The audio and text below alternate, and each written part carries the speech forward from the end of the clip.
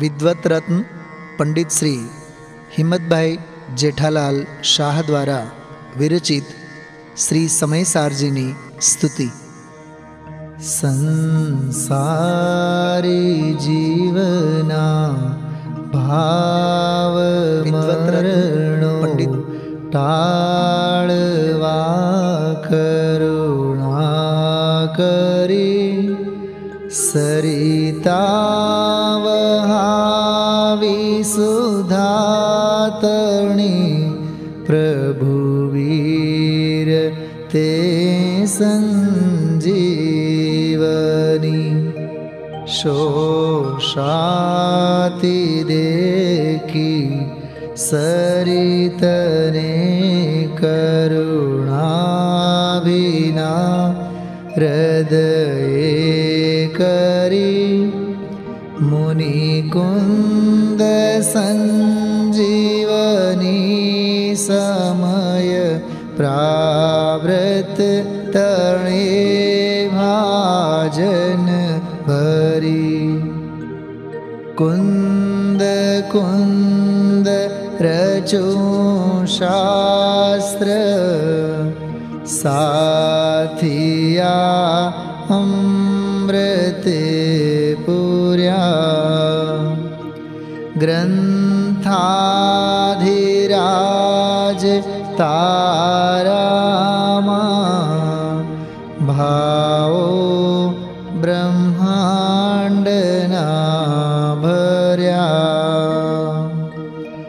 अहो वाणी तारी प्रशम रस भावे नितरती मुमुक्षुने पाती अमृत रस अंजलि भरी भरी अनादिनी मूर्छा विशतणी त्वराथी उतरती विभावेथी थंभी स्वरूप भळी दौड़े परिणति तू छे निश्चय ग्रंथ भंग सगळा व्यवहारना भेदवा तू प्रज्ञा क्षीणी ज्ञानने उदयनी संधि सहु छेदवा साथी साधकनो तो भानु जगनो संदेश महावीरनो विसामो भवक्लांतना हृदयनो तू पंथ मुक्ति तरणो सुणे तने रसनिबंध शिथिल थाय जाने तने हृदय ज्ञानी तणा जणाय तू रुचतां जगतनी रुचियाळ से सो तू रिझता सकल नायक देव बनाऊं पत्र कुंदनना रत्नों ना अक्षरों लखी तथापि कुंद सूत्रों ना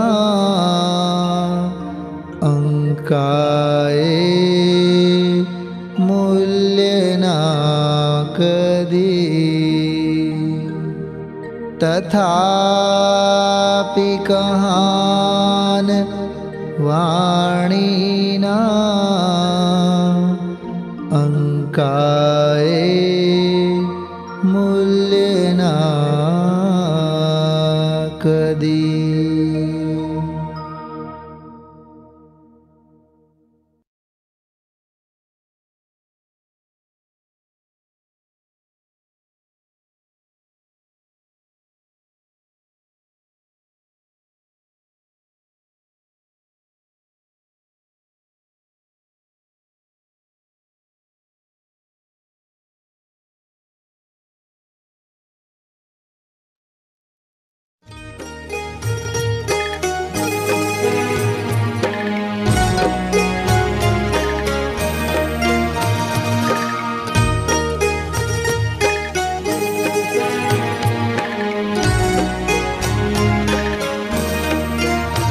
शब्दवाद नय षट द्रव्य गुण पर्याय और प्रमाण का जड़ कर्म चेतन बंध का अरु कर्म के अवसान का कहे कर स्वरूप यथार्थ जग का जो किया उपकार है उसके लिए जिन वाणी माँ को वंदना शत बार है।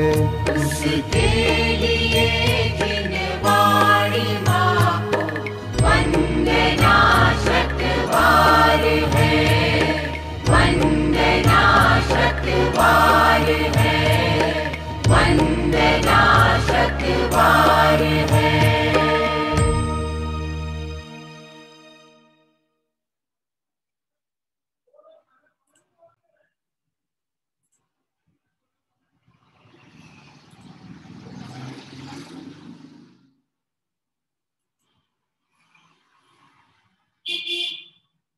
सभी साधर्मियों को जय जिनेंद्र।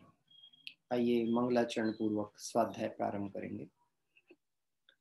नमो अरिहंताणं नमो सिद्धाणं नमो आयर्याणं नमो वज्रायाणं नमो लोय सर्वसाहूणम् अरहंत सिद्ध सूरी उपाध्याय साधु सर्व अर्थ के प्रकाशी मांगलिक उपकारी हैं तिनको स्वरूप जान रागते भई जो भक्ति काय कुन माए स्तुति को उचारी हैं।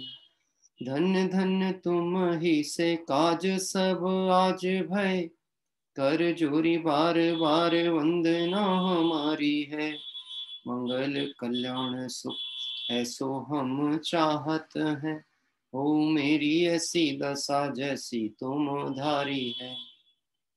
मंगल कल्याण सुख ऐसो हम चाहत हैं हो मेरी ऐसी दशा जैसी तुम धारी है।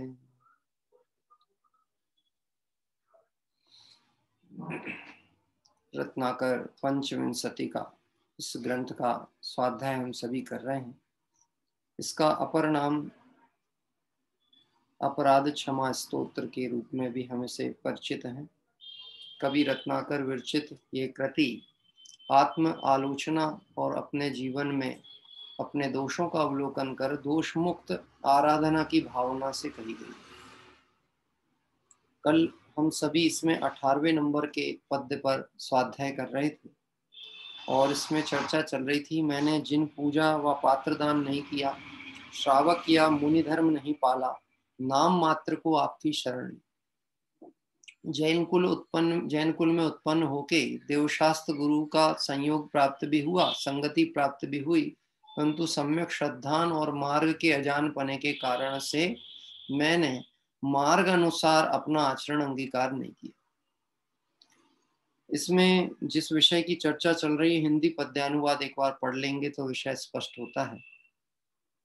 पूजे नहीं भगवान न की अभ्यागत सेवा, नहीं पाला ग्रह धर्म खिला, सबको सुख मेवा, तज के माया मोह मुक्ति का बीज न बोया, वन क्रंदन सा नाथ जन्म मानव का खोया। पूजे नहीं भगवान न की अभ्यागत सेवा, मैंने सच्चे देव का स्वरूप जानकर और उसका सम्यक श्रद्धान नहीं किया, तो मात्र परंपरा बुद्धि से संस्कार वशात या कुल परंपरा निर्वहन के अनुसार धर्म आचरण किया। टोडरमल जी साहब ने मोक्षमार्ग प्रकाशक में एक आज्ञा प्रधानी शिष्य कहे और एक परीक्षा प्रधानी। आज्ञा प्रधानी से परीक्षा प्रधानी को श्रेष्ठ कहा, और उसकी व्याख्या करते हुए टोडरमल जी साहब लिखते हैं कि कोई कुल परंपरा से महावीर को भी माने तो उसका मानना सम्यक नहीं है, सच्चा नहीं। किस परंपरा से? कुल परंपरा। मैं जैन कुल में उत्पन्न हुआ हूँ, मैं दिगंबर जैन हूँ, मेरे कुल में महावीर को या 24 तीर्थंकरों को या पंच परमेष्टियों को माना जाता है, इस दृष्टि से कोई मानता है, लेकिन गुण परिचय करके सम्यक श्रद्धान नहीं करता तो उसका मानना सच्चा नहीं। ये तो सोच वैसी है जो जिस जाति में जन्म ले ले, जिस कुल में पैदा हो जाए, उस कुल परंपरा के अनुसार धर्म को मान करके चले। जैसे आज कोई व्यक्ति, मनुष्य पर्याय में तो बहुत जीव है, लेकिन मनुष्य पर्याय में कितने जीव जैन कुल में? यह संख्या बहुत अल्प है। अन्य मतावलंबियों में संख्या बहुत देखने को मिलती है। तो निश्चित ही जब इन्होंने मनुष्य गति संबंधी बंद किया होगा तो उस समय परिणामों में विशुद्धि तो रही होगी, कषाय की मंदता रही होगी, तभी मनुष्य गति का बंध हुआ था। लेकिन गति बंध के समय में, गोत्र बंध का जब काल चल रहा था, उस समय उस जीव ने देवशास्त्र गुरु के श्रद्धान संबंधी परिणाम नहीं थे, इसलिए गोत्र कैसा बन गया कि अन्य मतावलंबियों में ऐसे मिथ्या दृष्टि आदि अज्ञान मान्यता पोषक गोत्रों में जन्म लिया। अब जिस गोत्र में वह जन्म लिया है, जिस कुल में जन्म लिया है, वहां बचपन से जैसा देखता है, जो परंपराएं चलती हैं, उस अनुसार धर्म की परिभाषा तय की और वैसे ही धर्माराधना में लग गया। ऐसे ही कोई जैन कुल में पैदा हुआ, जन्म लिया, लेकिन अपने ज्ञान का सम्यक प्रयोग नहीं किया, जिनवाणी के आधार पर पंच परमेष्टि का स्वरूप, देवशास्त्र गुरु का निर्णय, जिसे हम व्यवहार सम्यक दर्शन की कसौटी कहें, उसका परिचय नहीं किया, तो फिर उसने ऐसे जाने बिना देवशास्त्र गुरु को मान्यता भी है, तो टोडरमल जी कहते हैं कि वह देखा जाए तो जैन नहीं है। क्यों नहीं है? क्योंकि ये तो ऐसी चीज है, अगर वो अन्य मत में होता तो वहां जो होते उनको मानता, यहाँ हुआ है तो इनको मान रहा। यहाँ ज्ञान का प्रयोग कहाँ है? यहाँ परीक्षा प्रधानता कहाँ है? यहाँ गुणों के प्रति जागरूकता कहाँ है? और गुण ग्रहण करने की योग्यता और मन में इच्छा कहाँ है, लालसा का? क्योंकि सच्चे देवशास्त्र गुरु को मानने का मतलब है ऐसी हो मेरी ऐसी दशा जैसी तुम धारी है। अब विषयों की रुचि होगी तो पंच परमेष्टियों के प्रति भक्ति कैसे आ सकती है? क्योंकि ये तो निर्ग्रंथ हैं, वीतरागी हैं, इनके पास तो कुछ नहीं है। जिसकी राग की रुचि, उसे रागी द्वेषी देवता ही पसंद आएंगे। जिसे वीतरागता पसंद है, जो वीतराग मार्ग के पथ पर आगे बढ़ना चाहता है, उसे सच्चे वीतरागी ही पसंद आएंगे। तो देखा जाए, परंपरा बुद्धि से विषयों की रुचि होने के कारण सच्चे देव को कुल परंपरा से तो माना, लेकिन सम्यक निर्णय नहीं किया, तो सच्चे देव से भी विषय भोग सामग्री की ही इच्छा रखी। क्या कह रहा है? पुनः स्मरण करो, जिनको तुम त्यागे तुच्छ जान, वह उन्हें मानते हैं महान। तो यदि वह उन्हें मानते हैं महान, मतलब विषय भोग साधनों को महान मानते हैं, तो वह सच्चे देव के भक्त हैं क्या? क्या वह दिगंबर मुनिराज के भक्त हैं क्या? हाँ, क्या वह वीतराग पंथ के अनुयायी हैं, वैराग्य के अनुमोदक हैं क्या? कि अभी तो उनकी राग का ही विषयानुराग, वो भी राग कौन सा, विषयानुराग वर्तन कर रहा है। ऐसे जीव वास्तव में देखा जाए तो यहाँ जो अंतिम पंक्ति लिखी, मैंने आपकी शरण ली, यह बात मात्र कहने की ही रही। मुझे सच्चे देवशास्त्र गुरु मिले, लेकिन मैंने उनके निमित्त से आत्मस्वरूप का परिचय नहीं किया, सम्यक मार्ग को नहीं समझा, जैन शासन को नहीं समझा, तो भगवान महावीर स्वामी का मिलना और नहीं मिलना कोई विशेष फलदायी नहीं हुआ। क्या कह रहा है? जगत कह सकता है हम जैन हैं, लेकिन किसी जैन से जब पूछा जाए कि जैन मतलब क्या होता है, और अगर वो उसकी परिभाषा नहीं जानता, उस विषय का ज्ञान नहीं है, तो वो कैसा जैन है? देखो, तो रत्नाकर कवि अपनी ही अज्ञानता को अपने ज्ञान के द्वारा, अपने ज्ञान में जब अपनी भूल आई तो भगवंत के समक्ष प्रकट करते हुए कहते हैं, यदि यही भूल श्रद्धान में पड़ी रहती तो ये मेरा जैन पना कहलाना, जैन कुल प्राप्त होना नाम मात्र का रह जाता। कम से कम अपन ज्ञान को जागृत कर रहे हैं, अपन देवशास्त्र गुरु का परिचय कर रहे हैं, आत्महित की भावना से इस मार्ग को समझ रहे हैं और यथासंभव आराधना का प्रयास कर रहे हैं, तो हम अंदर में थोड़ा स्वाभिमान से तो कह सकते हैं हम जैन हैं, हम पंच परमेष्टि के भक्त हैं, हम भगवान महावीर को मानते हैं। एक पंक्ति भक्ति में मैंने ली है ना, प्रभु को तो मानते पर प्रभु की नहीं मानते। क्या करें, प्रभु को तो मानते हैं पर प्रभु की नहीं मानते। पूछा किसको मानते हैं, तो बोले हम ऋषभादि 24 तीर्थंकरों को मानते हैं। उन्होंने क्या कहा कि वीतरागता ही मोक्ष मार्ग है, आत्मा सुख का आनंद कंद पिंड है, विषयों में सुख नहीं है। अब बात आती है, प्रभु ने ये कहा, आप इस बात को मानते हैं कि नहीं मानते? कि बोले साहब फुर्सत ही कहाँ है मानने की? काम धंधे से फुर्सत मिले, जगत प्रपंचों से फुर्सत मिले तो माने ना। तो फिर हम प्रभु को मानते हैं कि नहीं मानते? आपको पता है, महावीर सिर्फ जैन मत में हो ऐसा नहीं है, हिंदू मत में हनुमान को भी महावीर कहा जाता है। क्या कह रहे हैं? हिंदू मत में हनुमान को भी महावीर के नाम से ही संबोधित किया जाता है, महावीर हनुमान हुसाई। सुना आपने? है, उनको महावीर संज्ञा दी, नाम दिया गया महावीर। तो क्या महावीर को हम नाम की अपेक्षा से मानते हैं कि गुणों की अपेक्षा से मानते हैं? जैन दर्शन गुण प्रधान मार्ग है, व्यक्ति प्रधान नहीं है। जिसने राग द्वेष का मादिक जीते सब जग जान लिया, सब जीवों को मोक्ष मार्ग का निष्प्रह उपदेश दिया, बुद्ध वीर जिन हरिहर ब्रह्मा, या उसको स्वाधीन कहो। जिसको जो नाम देना है वो दो, हम तो उन्हीं को मानेंगे जिनमें ये लक्षण होंगे, वीतरागता, सर्वज्ञता, हितोपदेशीपना। हितोपदेशीपना तीर्थंकरों की अपेक्षा और वीतरागता सर्वज्ञता सामान्य समस्त केवलियों की अपेक्षा। जिनमें ये लक्षण होंगे हम उनको माने। हाँ, देखो, लोग ना जाने अज्ञानतावश कैसा कैसा श्रद्धान, कैसी कैसी चर्चाएं, वार्ता विकल्प कर लेते हैं। अपनी बात रखते रखते मैंने किसी व्यक्ति को सुना, वो उन्होंने ऐसा भी कह दिया, तीर्थंकर के जीव भी पूर्व पर्यायों में उनकी जब संसार अवस्था थी तो वो कौन से साफ सुथरे थे, उनके भी तो औदैक परिणाम थे, विकार रूप परिणाम थे। शब्द मरम क्या डाला, दूध के धुले तो अरिहंत सिद्ध भी नहीं। आप समझ सकते हो, एक व्यक्ति का तत्व प्रेमी कहलाना, अध्यात्म चर्चा करने वाला, और उसके मुंह से ऐसे शब्द निकले हैं, इससे से समझ में आ जाती उसका स्तर क्या है। क्या कह रहे हैं? स्तर समझ में आ जाता है। निश्चय ही द्रव्य दृष्टि से पंच परमेष्टियों में और मेरी आत्मा में कोई अंतर नहीं है, लेकिन पर्याय का भेद जब तक पड़ा हुआ है उस अनुसार उनकी प्रभुता है और हमारी पामरता है। अगर ये बात दिमाग से हट गई तो देवशास्त्र गुरु के प्रति विनय परिणाम भी खत्म हो जाएगा। जिनवाणी पढ़ करके मान कषाय घटनी थी, मान बढ़ना नहीं चाहिए था। क्या कह रहे हैं? जो 10 मिनट 15 मिनट आधा घंटे स्वाध्याय सुनते हैं, पढ़ते नहीं है, लेकिन पढ़ने की भावना रखते हैं, वह भले हैं। कोई 2-4 घंटे स्वाध्याय करके भी मान कषाय का पोषण कर बैठता है कि हम सर्वज्ञ अस्मि, तो ऐसी मान्यता तो महामिथ्यात्व पोषक है। देखो, यहाँ किसी पक्ष की चर्चा नहीं चलती, यह वीतरागियों का निर्दोष मार्ग है। यहाँ किसी को प्रसन्न करने की बात नहीं है और ना किसी की निंदा करके किसी को दुखी करने की बात। ऐसा वस्तु स्वभाव है, ये मैंने स्वीकार यदि नहीं किया तो हे प्रभु आपकी शरण मिलना ये तो कहने मात्र की बात थी, इसमें मेरे प्रयोजन की तो कोई सिद्धि हुई नहीं।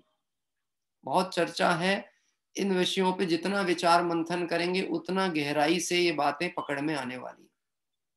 इसमें लिखा था कि मैंने ना श्रावक धर्म पाला ना मुनि धर्म पाला, कि मुनि पने को अंगीकार भी किया, कोई वैराग्य की धारा में बह करके मुनि पने को हितकर माना कि मुनि धर्म ही अच्छा है, गृहस्थ धर्म अच्छा नहीं, गृहस्थी में फंसना विकल्प जंजाल है, मुनि मार्ग में सहज स्वाधीनता की आराधना है, ऐसा मान करके मुनि धर्म को ही अच्छा माना, लेकिन निश्चय मुनिपना स्वरूप प्रकट नहीं हुआ।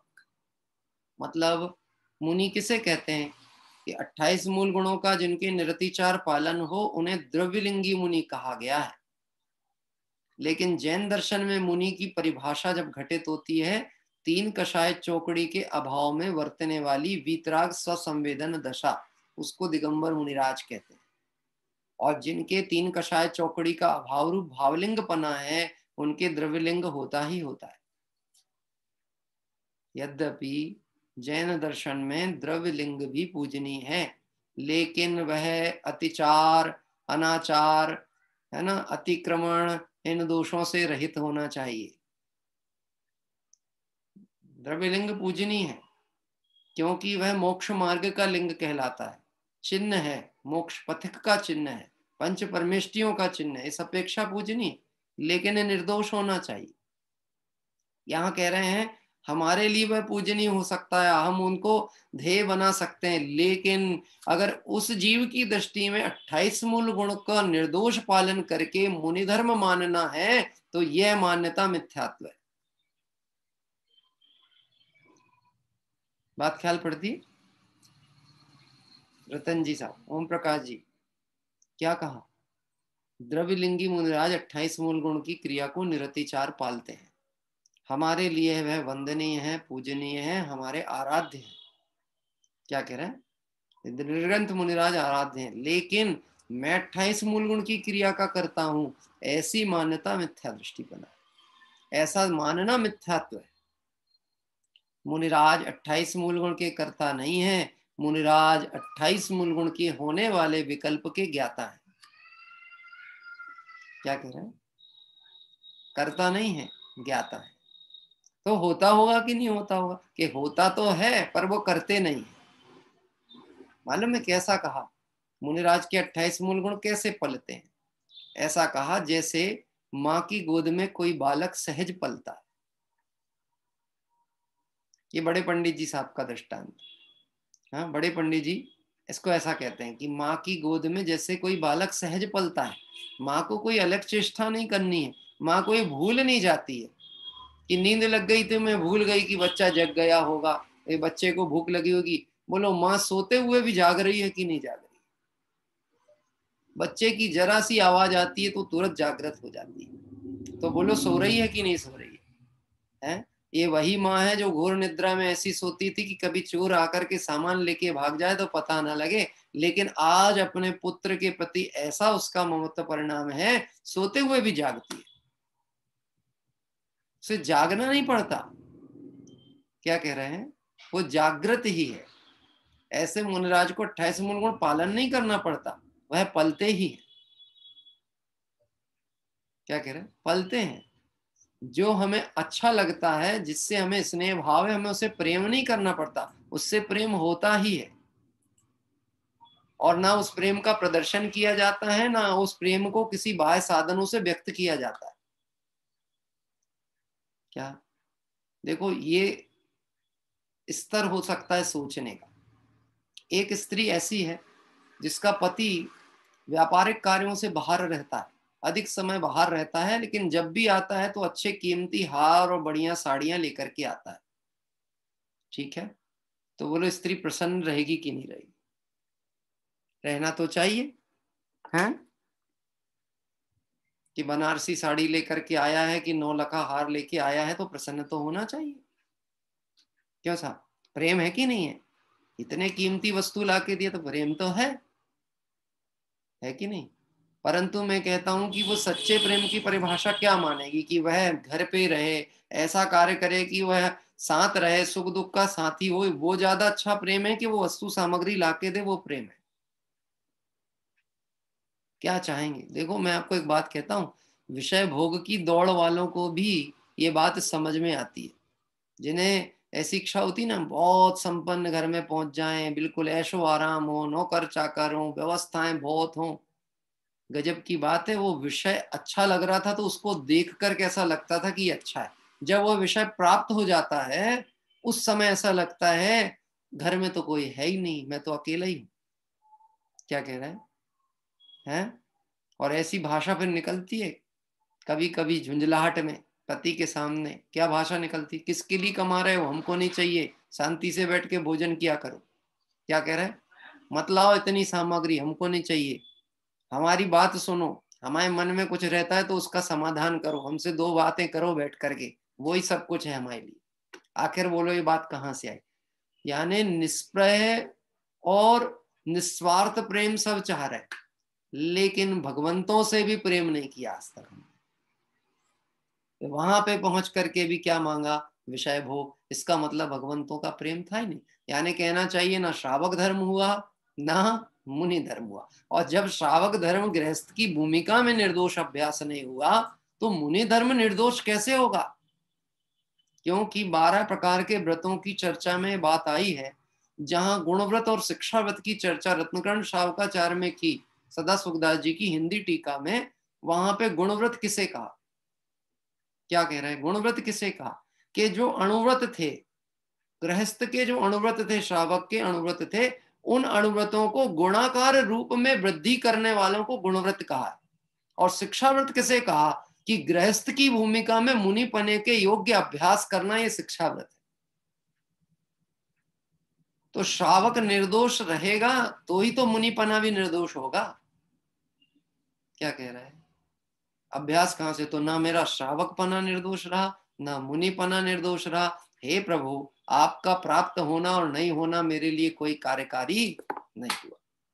देखिए, मैंने यद्यपि इसमें बहुत सारी चर्चा देख रहा था, आप लोगों से कहा था आप पढ़ के जरूर देखिएगा, जहां पर रत्नकर्ण शावकाचार्य में पंचम शिक्षा व्रत अधिकार की चर्चा चल रही थी, वहां पर दान के प्रकरण की भी बहुत सी बात आई। कल जब मैंने कुछ चर्चाएं की थी तो कुछ लोगों के प्रश्न भी मुझे व्यक्तिगत आए थे, हम दान कर सकते हैं कि नहीं, करना चाहिए कि नहीं। तो इस संबंध में पूरा स्पष्ट विवेचन दिया गया है जिनवाणी में कि कुपात्र और अपात्र का परिचय करके जो कुछ भी वस्तु स्व और पर के हितार्थ दी जाती है वह दान है। क्या कह रहा है? और ऐसा लिखा कि यहाँ पर जब पंचम शिक्षावत अधिकार पूर्ण किया आचार्य देव ने, तो पंचम शिक्षावत अधिकार के अंतर्गत देखिए एक बहुत अच्छी चर्चा यहाँ पर आई है।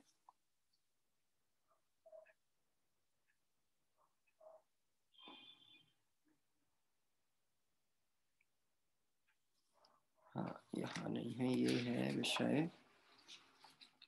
इसमें ऐसी एक पंक्ति डाली है यहाँ पर कि दान के बिना जो धन आदि है वह सब, दान के बिना जो धन है वह सब शमशान के घर के समान है। क्या कह रहे हैं? यदि दान नहीं करता है तो जो धन में संचय करके रखा है वो मानो शमशान की व्यवस्थाएं इकट्ठी करके बैठा हो अपने घर में। ऐसी चर्चा आई, अभी मुझे दिख जाएगी विषय तो मैं आपको फिर उसको स्पष्ट शब्द सह पढ़ करके बताता हूँ। हाँ जी,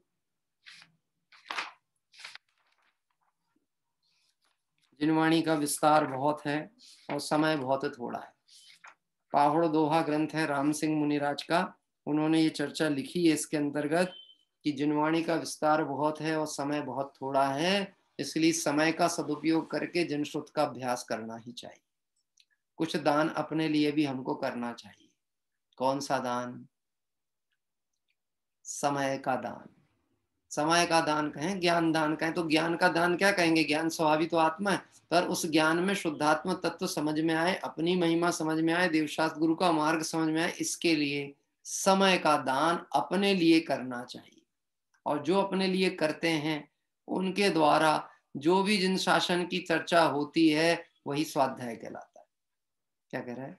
वही प्रवचन है, वही साध्याय है, वही जनश्रुत की व्याख्या है। हाँ जी, देखिए वे यहाँ चर्चा तो बहुत है, लेकिन ऐसा विचार विकल्प होता है, इन चर्चाओं पे बहुत विस्तृत करते हैं तो अपना विषय बहुत धीरे धीरे आगे बढ़ता है। लेकिन जो मूल आचार्यों की बातें हैं वो निश्चित ही हमें अच्छे से समझने की आवश्यकता है। देखिए यहाँ पर दिया है एक पद्मनंदी पंचविंशति का आचार्य पद्मानंद स्वामी का जो ग्रंथ है उसमें से दिया है, विद्वान मनुष्यों को नियमानुसार सदा भोग उपभोग वस्तुओं का प्रमाण कर लेना चाहिए। शिक्षाव्रत अधिकार के अंतर्गत चर्चा है। किसको? विद्वान मनुष्यों को, पंडितों की बात नहीं कर रहे। विद्वान मतलब ज्ञानी मनुष्यों को। ज्ञानी यानी जो ज्ञान का प्रयोग करते हैं वह विद्वान है। क्या कह रहा है? विद्वान मतलब विद्या का जो प्रयोग आत्मार्थ आत्महित के लिए स्वार्थ के लिए करता है वो विद्वान है। विद्वान शब्द का अर्थ कहीं पर भी ये नहीं निकाला जाता है कि जो बहुत अच्छा प्रवचनकार है, जो बहुत अच्छा उपदेशक है वो विद्वान है, ऐसा नहीं कह रहे। जो ज्ञान का सम्यक प्रयोग करे सो विद्वान। ठीक है, अब बोलो यहाँ विद्वान कौन है? कि जो ज्ञान का प्रयोग करेंगे वो सब विद्वान। किसकी सभा लगी है? क्यों साहब? कि ज्ञान का प्रयोग करने वाले तो विद्वानों की सभा है, और ज्ञान का प्रयोग नहीं कर रहे हैं तो अज्ञानियों की सभा है। तो यहाँ कह रहे हैं विद्वान मनुष्यों को नियम अनुसार मतलब आगम पद्धति से जैसा जिनवाणी में उल्लिखित है ऐसा श्रावक भूमिका के अनुसार वह नियम, और मुनि धर्म के अनुसार मुनि धर्म के नियमों का भोग उपभोग वस्तुओं का प्रमाण करना चाहिए। परंतु मुनि धर्म में भोग उपभोग वस्तुओं की तो बात ही नहीं बचती। वहां तो बहुत अल्प कषाय सत्ता में रह गई है, इसलिए वहां तो कोई अन्य चर्चा ही नहीं है। भोग उपभोग वस्तु की बातें तो गृहस्थ की भूमिका में विशेष रूप से आती हैं। कितनी रखना, उनका थोड़ा भी समय व्रतों से रहित नहीं जाना चाहिए। मनुष्य पर्याय का थोड़ा समय भी अव्रत पने में ना बीते, इसकी सावधानी एक विद्वान मनुष्य गृहस्थ को रखनी चाहिए। दान से रहित गृहस्थ आश्रम को, ये लाइन में पढ़ना चाह रहा था, दान से रहित गृहस्थ आश्रम को पत्थर की नाव के समान समझना और शास्त्र से रहित घर को शमशान के समान समझना। क्या कह रहे हैं? दान से रहित गृहस्थ आश्रम को पत्थर की नाव के समान समझना। हाँ, जिस बिना नहीं जिनराज सीजे तू रुल्यो जग कीच में, जिसके बिना जिनराज नहीं सीजे तू रुलो जग कीच में, एक घड़ी मत विसरो करो नित आव जम्मुक बीच में। और दान की चर्चा में ध्यानत राय जी ने और ऐसी लाइन डाली है ना, निज हाथ दीजे साथ लीजे खाया खोया बह गया। ये दान करने का भाव हो तो पात्र की परीक्षा करते हुए अपात्र को पात्र से दृष्टि हटा करके और प्रसन्नता पूर्वक उत्साह पूर्वक और गुप्त रूप से, जिससे कहीं कषाय का पोषण नहीं हो, वह कार्य करना ही चाहिए। क्या कह रहे हैं? करना ही चाहिए। ऐसा नहीं समझना कि यहाँ पे किसी चर्चा के माध्यम से हम उस व्यवहार धर्म का निषेध करने के लिए बैठे। होना ही चाहिए। देखिए अब आज आगे की चर्चा लेकर बढ़ते हैं। यद्यपि दान के प्रकरण में बहुत सी बातें मन में आती थी कि चर्चा की जानी चाहिए, लेकिन अगर आप पढ़ लें तो बहुत ही अच्छा है। निजी स्वाध्याय के माध्यम से पढ़ेंगे तो बहुत सारा विषय विस्तारीकरण में आ सकता है।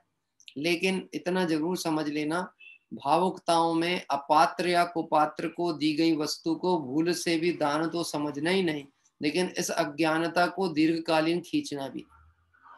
अभी इस कोरोना काल में बहुत सारे लोगों को ऐसी करुणा बुद्धि भी आई कि चलो हम कोई तकलीफ में है तो उसको सहयोग कर दें, और ये प्रत्यक्ष उदाहरण मैंने अनेक जगह देखे हैं। लोगों से चर्चाएं भी हुई तो लोगों ने अपनी बात कही भी। लेकिन यहाँ पे इस विषय को समझना, कुपात्र दान और अपात्र दान से बचना चाहिए।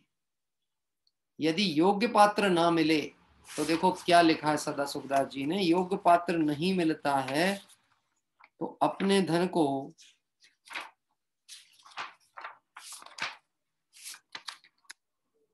अपना धन अंधकूप में पटक देना, परंतु अपात्र को दान नहीं करना चाहिए। अपात्र दान तो अपने घर में विष के वृक्ष को उगाने के समान है। अपात्र का साथ दावाग्नि के समान दूर से ही त्याग करना चाहिए। जैसे विष के वृक्ष की गंध ही मूर्छित कर देती है, उस तरह अपात्र की संगति भी आत्मज्ञान से भ्रष्ट कर देती। अब अपात्र कौन और कुपात्र कौन? तो कुपात्र में उनको लिया है जो सच्चे देव शास्त्र गुरु को ना मान करके कुगुरु कुदेव कुशास्त्र आदि को मानते हैं, जैन कुल में भी उत्पन्न है तो भी। इतनी विस्तृत व्याख्या की है कि हमें कहना चाहिए दान से अच्छा त्याग लगने लगेगा। हमको लगेगा त्याग करना बहुत सरल काम है, दान करना आसान काम नहीं है, क्योंकि पात्र परीक्षा करनी पड़ती है दान के लिए। तो पात्र के अंतर्गत जो चर्चा ली है इतनी विस्तृत ली है, मैं आपसे अनुरोध करूंगा आप पढ़िएगा, क्योंकि मैं विषय लूंगा तो बहुत विस्तारीकरण हो जाएगा। मैं आपको पेज नंबर बता दे रहा हूं। रत्नकर्ण शावकाचार्य में 194 नंबर का पेज है, शिक्षा व्रताधिकार, गाथा नंबर जो संदर्भित दी है त्रिलोक सार की गाथा के आधार पर बात आई है 922, 923, 924 नंबर की गाथा। 922, 923, 924 नंबर की गाथा त्रिलोक सार का संदर्भ, और विषय चल रहा है रत्नकर्ण शावकाचार। 194 नंबर के पृष्ठ से विषय चालू हुआ है, रत्नकर्ण शावकाचार सदा सुखदास जी की टीका। ठीक है ना? हाँ जी, मैं चूंकि ग्रंथ इसलिए उठा के नहीं दिखाऊंगा, हमारे हर ग्रंथों पे कवर चढ़े रहते हैं तो आपको उसका पृष्ठ नहीं दिखेगा सामने का, और सदा सुखदास जी की जो अजमेर से प्रकाशित प्रति है उसको आप लीजिए। हाँ ये देखिए, ये दिखा देते हैं, वैसे तो सभी लोग परिचित हैं, ये हमारे कोटा से। हाँ दिखाइए माता जी, दिखाइए उसका फ्रंट कवर। हाँ ये रत्नकर्ण शावकाचार, इसका 194 नंबर का पृष्ठ। आइए। हाँ देखिए, अभी आगे की ओर बढ़ते हैं। आज जो चर्चा हम कर रहे हैं 19 नंबर के पद की ओर चलते हैं। 19 नंबर के पद में लिखा है, मैंने कामधेनु कल्पवृक्ष चिंतामणि रत्न की चाह की, परंतु जिन धर्म में प्रवृत्ति नहीं की। मैंने क्या क्या चाहा? कामधेनु, चिंतामणि, कल्पवृक्ष की चाह की, पर जिन धर्म में प्रवृत्ति नहीं की। पहले मूल पद पढ़ते हैं जो कि रत्नाकर कवि का विरचित है।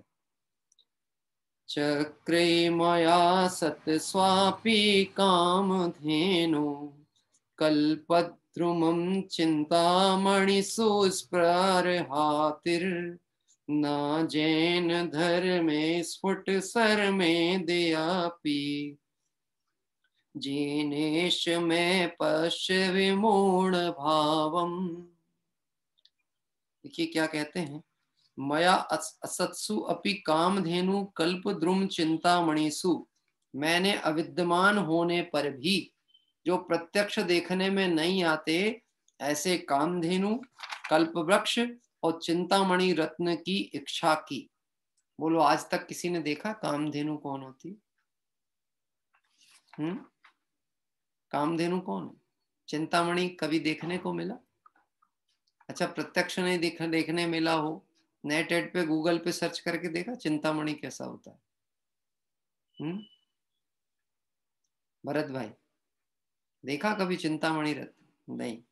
कल्पवृक्ष, कल्पवृक्ष नाम के वृक्ष तो हो सकते हैं, पर कल्प वृक्ष नहीं देखा।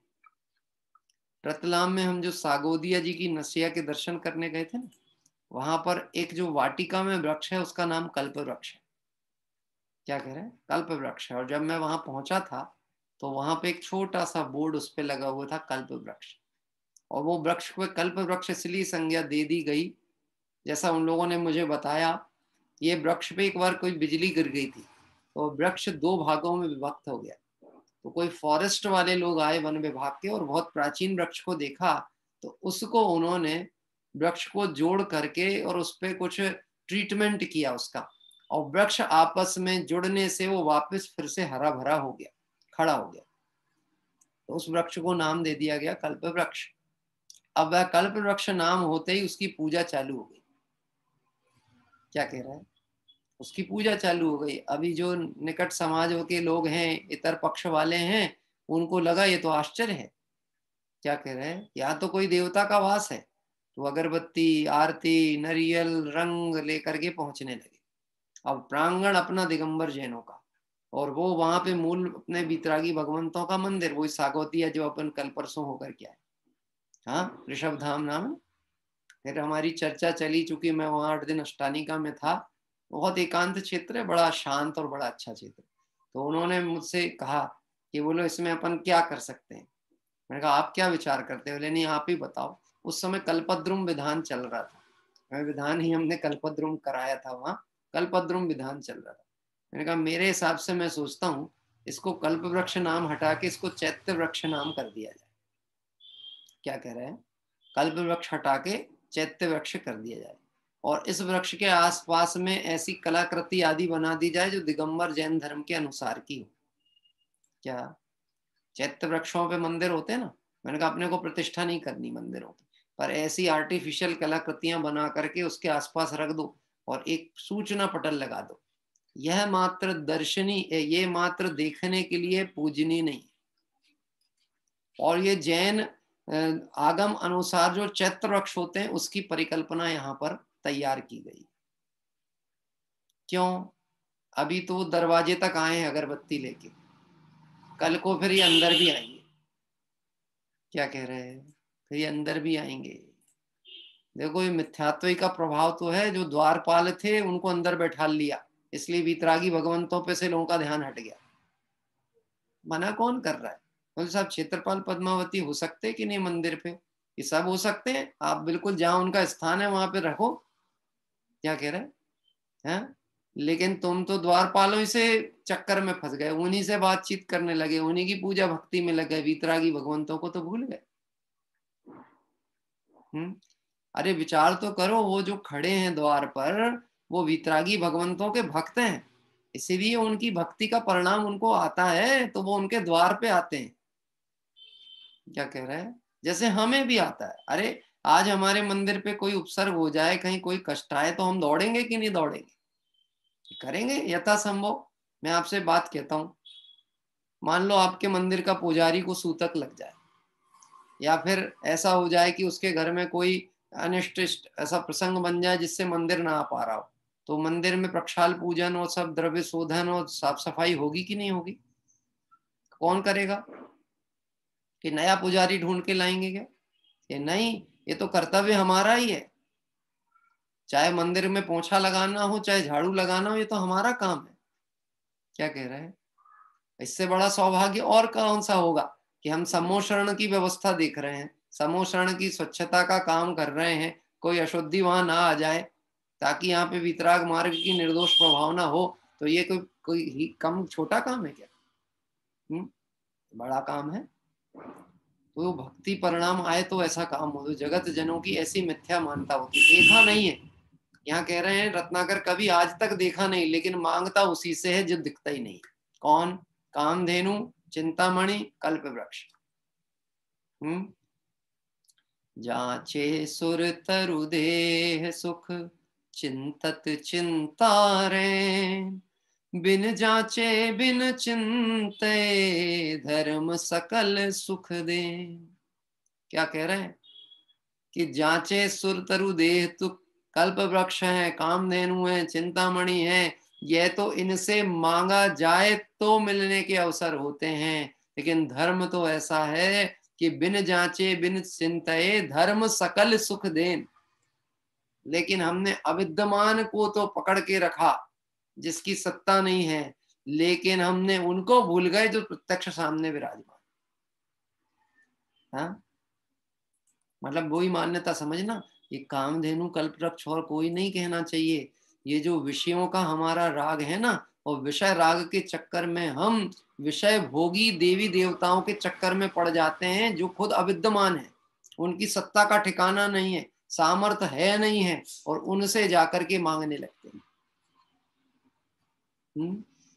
चिंतामणि पार्श्वनाथ, कल अपन जाने वाले हैं आंधेश्वर पार्श्वनाथ। कहाँ जा रहे हैं? आंधेश्वर पार्श्वनाथ। हे प्रभु, मैंने तो पहली बार नाम सुना। अच्छा है, कम से कम पार्श्वनाथ नाम तो है। और पूजा देवसात गुरु की करेंगे, कि हमारे ऋषभ जी ने बोल के रखा है, ये पार्श्वनाथ भगवान की पूजा के पहले शांति पाठ, शांति विधान कराना, तभी कराना। तो लाइट चली जाती, ये होता है वो होता है, ऐसा थोड़ा चलती रहती है चर्चा वार्ता। क्या ऐसा होता जाता कुछ नहीं है, जो होना है तभी होता है, लोगों की मान्यता है। इसकी मैं अभी दोपहर में बैठ करके सुन रहा था, उसकी सब क्षेत्र की जानकारी खोजते टाइम में, तो उसमें ऐसा आ रहा था, इच्छित वस्तु की प्राप्ति करने के लिए आप एक बार इस स्थान पे अवश्य आइएगा। क्या कह रहे हैं? और उसके बाद फिर आपको कोई इच्छा नहीं रहेगी। तो मैंने कहा हम तो मंदिर ही इच्छा छोड़ करके आते हैं। क्या कह रहे हैं? ना रहे कामना अब कोई यह कामना। इच्छा ही तो मूल में दुख है, चाहे वो वीतरागी भगवंतों के समक्ष भी रखी गई है, वह इच्छा मूल में दुख है। अभी मैं जब स्वाध्याय के लिए यहाँ पर बैठा था, उस समय एक ब्रह्मचारी जी का प्रवचन चल रहा था, मेरे यहाँ बहन सुन रही थी। किसी ने प्रश्न उत्तर में उनसे वो बात कर रहे थे, तो मैं अपना पढ़ भी रहा था, पर वो ध्यान वहां मेरा जा भी रहा था बार बार। तो एक प्रश्न किसी बहन ने पूछा, कोई बालिका ने उनसे पूछा कि ये जो हमारी कहना चाहिए 70 कोड़ा कोड़ी सागर की जो स्थिति बंधती है दर्शन मोहनी आदि की, तो जीव तो निगोद से निकला है और त्रसपर्याय की स्थिति तो 2000 सागर की है, और कर्म बंद हो गया 70 कोड़ा कोड़ी सागर का। तो कैसे प्रैक्टिकल पॉसिबल है? 2000 और 70 कोड़ा कोड़ी, वो तो समय बहुत लंबा है। क्या कह रहे हैं? उसको तो टाइम ही नहीं मिला है त्रसपर्याय में इतना। कहाँ जाएगा, क्या करेगा, कहाँ भोगेगा? हाँ, पहले तो उनने उसका समाधान किया, बहुत अच्छा समाधान किया कि निगोद अवस्था के जीवों को इतना दीर्घकालीन कर्म नहीं बंधता। ये सब तीव्र कषाय में संगी पंचेंद्रिय आदि और जिसके सहनन विशेष होते हैं, उनके साथ में ऐसे कर्म बंधते हैं। दूसरी बात, तुम निगोद का विचार तो करते हो, पर मनुष्य पर्याय को प्राप्त करके भी मैं नरक निगोद और 4 गति से रहित हूं, ऐसा शुद्धात्मा का परिचय और निर्णय करने का प्रयास नहीं करते। हमको क्या लग रहा है? चले गए तो क्या होगा, चले गए तो क्या होगा, चले गए तो क्या होगा। बड़ा अच्छा सा उदाहरण समझने का है, जिनको टॉप में आना होता है वो फेल विद्यार्थियों की चिंता नहीं करते कि इस पढ़ाई में बहुत कठिन है, बहुत सारे लोग फेल हो गए, अरे बहुत अच्छा पढ़ते थे तो भी नहीं निकाल पाए, मैं कैसे निकालूंगा। ऐसा सोचने वाला कभी नहीं निकल सकता। क्या कह रहे हैं? हमको क्या सोचना है, क्या निर्णय करना है? मैं ही निकल सकता, और मैं नहीं निकलूंगा तो कौन निकलेगा? क्या कह रहे हैं? मैं ही निकल सकता हूं, मैं नहीं निकलूंगा तो और कौन निकलेगा? और जो निकले हैं वो सब मेरे जैसे तो थे, जो हुए आज तक अरिहंत, जो आज तक हो गए अरिहंत सिद्ध, वो कौन थे? वो सब जीव ही तो थे। और मैं कौन हूं? ये जीव हूं। हाँ,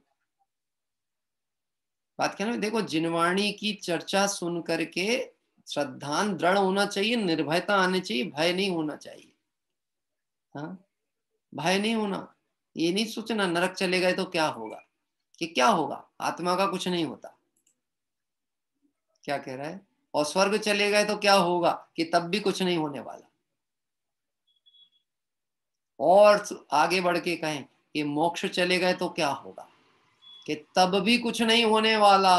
आत्मा सुख स्वरूपी है, उस सुख का वेदन ही करेगा, ज्ञान का ही कार्य चलने वाला है, कुछ नहीं होने वाला। इसलिए सम्यक दृष्टि को मोक्ष की इच्छा नहीं होती, उसको नरक निगोद के भय की तो बात ही नहीं। क्या? हाँ, हमने कल्प वृक्ष चिंतामणि इनसे मांगा, बोलो क्या मांगेंगे इनसे? इनके पास है क्या जो हमें दे सकें? 10 प्रकार के कल्प वृक्ष होते हैं। हाँ, उचित भोग सामग्रियां आदि उपलब्ध करा देंगे, रत्न आभूषण दे देंगे, कपड़े दे देंगे, और क्या देंगे? सुख नाम का वृक्ष होता है कहीं पर? कल्प वृक्षों में कोई सुख नाम का वृक्ष है? क्यों भाई प्रांजल? 10 प्रकार के वृक्ष हैं, तो उन 10 प्रकार के कल्प वृक्षों में कहीं सुख नाम का ऐसा कोई वृक्ष है? नहीं है। हमें क्या चाहिए? सुख चाहिए कि वस्तुएं चाहिए? क्या प्रमोद भाई, क्या चाहिए हमें? सामग्री चाहिए कि सुख चाहिए? कि सुख चाहिए। तो सुख चाहिए यदि हमको, सुख 1 नंबर ऑप्शन है, सामग्री 2 नंबर। क्या चाहिए? 1 नंबर। बहुत अच्छा। हाँ, कि सुख चाहिए मुझे, तो मुझे सुख चाहिए जिसमें वह सुख है ही नहीं, वो मुझे दे कैसे सकता है? तो मैं अविद्यमान के चक्कर में कैसे जाऊंगा? जो सुख स्वरूपी आत्मा का अनुभव कर रहे हैं, वेदन कर रहे हैं, जिनके जीवन से, जिनके बाह्य रूप से ही सुख शांति झलकती है। दिन रात लुटाया करते हो सम सम की अविनश्वर मणिया, उनके पास जाएंगे तो सुख मिलेगा ना। तो यहाँ कह रहे हैं मैंने अविद्यमान होने पर भी कामधेनु, कल्प वृक्ष एवं चिंतामणि रत्न की इच्छा की। लोग गाय को कामधेनु कहते हैं, हिंदू मत में गाय को कामधेनु की संज्ञा दी गई है। उसमें 33 करोड़ करोड़ देवता निवास करते हैं। किसमें? गाय में। ये किसकी मान्यता है? हिंदू मत की मान्यता है। अपन तो उसे संगी पंचेंद्री जीव मानते हैं, कषाय मंद होती है उस जीव की, किसी के प्रति कोई बैर परिणाम नहीं रखता है, प्रत्यक्ष में कहीं कोई हिंसा आदि नहीं है, हैं? और हम कहें तो शाकाहारी भी है। ए दृष्टिकोण से अच्छा जीव है, इतना कहने में कहीं कोई निषेध नहीं है, लेकिन उसे भगवान मान करके पूजने लगे। हाँ, मैंने तो ऐसा सुना है, मुंबई में, देखा तो नहीं है पर सुना है, मुंबई में कुछ कुछ मंदिरों के बाहर में लोग गाय रखते हैं और पैरा भी रखते हैं ना, घास वगैरह के पाले रख के बैठते हैं, और आप वहीं के वहीं पैसा दो और थोड़ा सा उनको खिला दो और चले जाओ। और क्या कर लो खिलाने के बाद में? तो क्या होगा?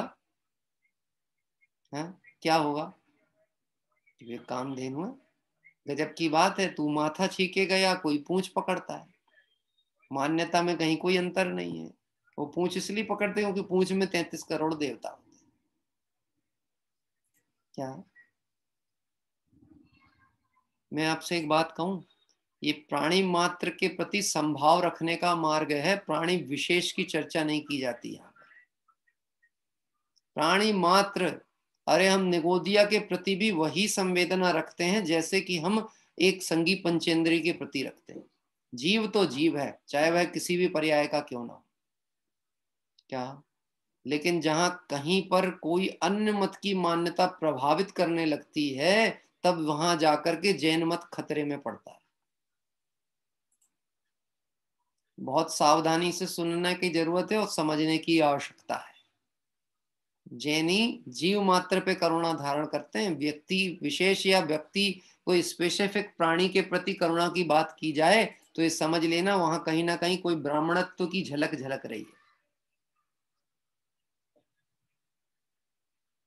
और उसके इतिहास को आप खोजना कि ये मान्यताएं क्यों प्रेरित की जा रही हैं, कि ये मूल जिस आमनाय से जहां से आए वहां का संस्कार पड़ा हुआ है। क्या कह रहे हैं? बोले साहब अच्छा काम है कि बुरा काम है? कि जीवों की रक्षा करना, जीव पे करुणा करना हम कैसे कह सकते बुरा काम है? लेकिन उसे धर्म मान करके बैठ गए तो फिर वीतराग धर्म का क्या होगा? मार्ग का क्या होगा? हाँ, हिंदू मत की अपेक्षा से बात कही है उसको। जैन मत में सब जीवों को समान देखा गया, क्योंकि यदि आप जीव जीव में भी भेद करने लगोगे ना, किसी को महान किसी को हीन, तो ऐसी अवस्था में तो आप जीव का स्वरूप ही नहीं समझ सकते। फिर तो वही बात हो जाएगी, कहाँ राजा भोज और कहाँ गंगू तेली। तो अपन लोग कौन हो जाएंगे प्रांजल भाई? अपन कौन होंगे, राजा भोज की गंगू तेली? बोलो। कि अपन तो साहब कहाँ राजा भोज, कहाँ वितरागी भगवान, तो कहाँ हम? क्योंकि तूने जीव को भेद रूप से देखा है। भेद के द्वारा परिचय कराया गया है, परंतु भेद परिचय के लिए नहीं परिचय कराया है, सबको संभाव से जीव को जीव देखना और अपने जीव को ही मुख्य जीव देखना, ये दृष्टि का विषय है। ऐसा करने से तो हाँ, वो तो चर्चाएं बहुत हैं। देव मानते हैं तो हिंसा क्यों करते हैं? ये तो जगत कषाय से प्रेरित है, ये जो भी काम करेगा उसमें कषाय की झलक देखने को मिलती है। क्या कह रहा है? कोई रक्षा के भाव से दौड़ लगाता है, कोई हिंसा के भाव से लगाता है, दोनों ही जीव कषाय से ही चल रहे हैं। ये रक्षा के भाव में भी वहां पर भले हो सकता कषाय की मंदता हो सकती है, लेकिन वो उसको धर्म मान के बैठ गया। देखो साहब कितना अच्छा काम हो रहा, कितना अच्छा काम हो रहा, कितना अच्छा काम हो रहा।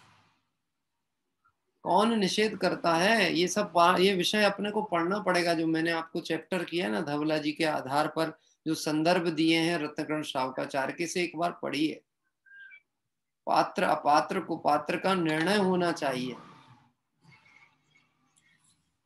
देखिए क्या लिखा है, चिंतामणि रत्न की इच्छा की और पीड़ा भोगी, क्योंकि प्राप्त हुआ नहीं। क्या कह रहे हैं, प्राप्त होगा कहां से? गजब की बात है, हम वस्तु मांगने जाते हैं पर वस्तु नहीं, चाहते हैं सुख। हर वस्तु के संग्रह के पीछे लक्ष्य होता है सुख की प्राप्ति। बोलो, एक प्रश्न पूछता हूं, विवाह क्यों किया?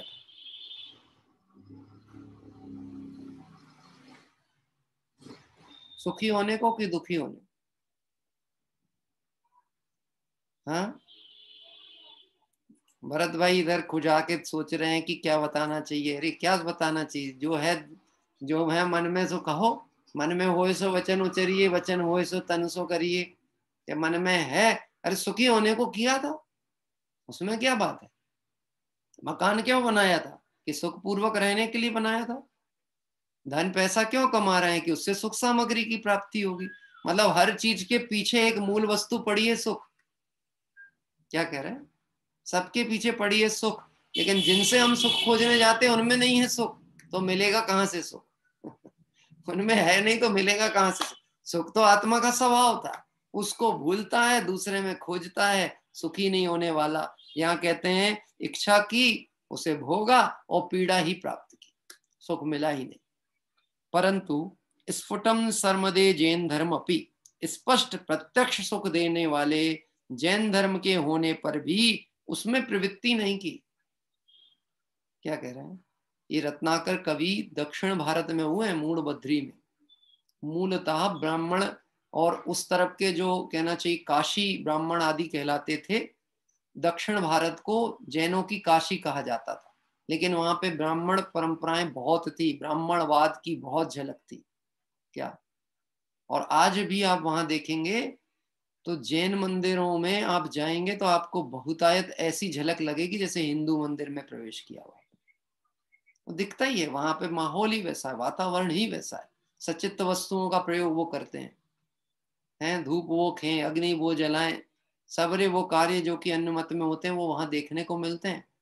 उन रत्नाकर कवि ने ये बात लिखी है, निश्चित ही उन्हें सही तत्व अभ्यास के बल से बुद्धि सही थी, तब ये बात निकल के आई।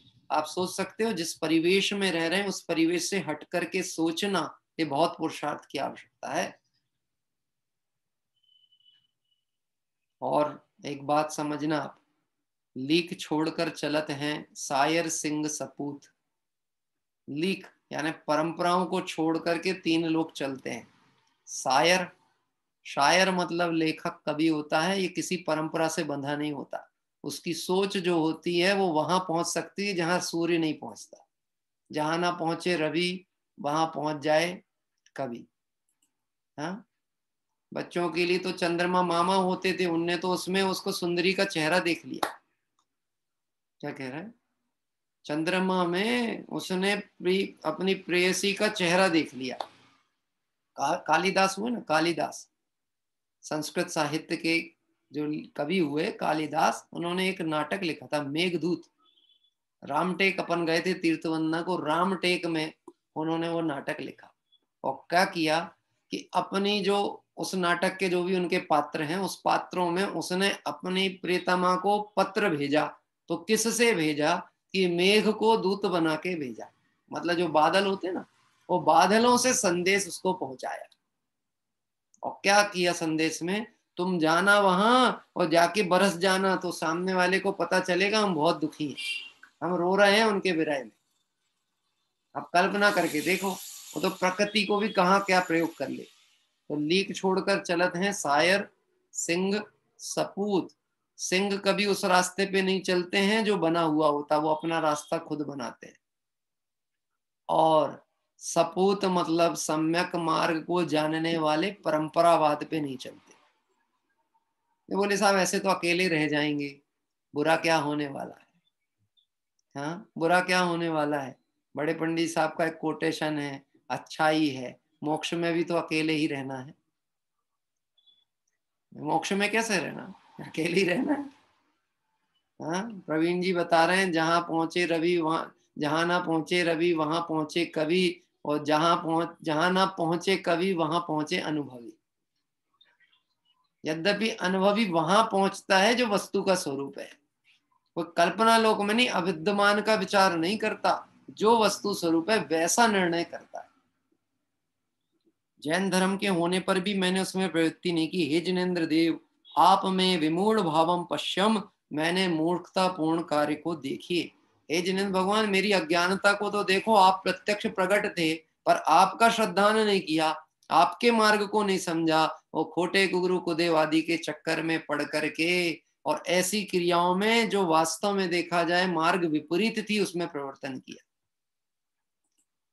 बहुत विचार करने की जरूरत है।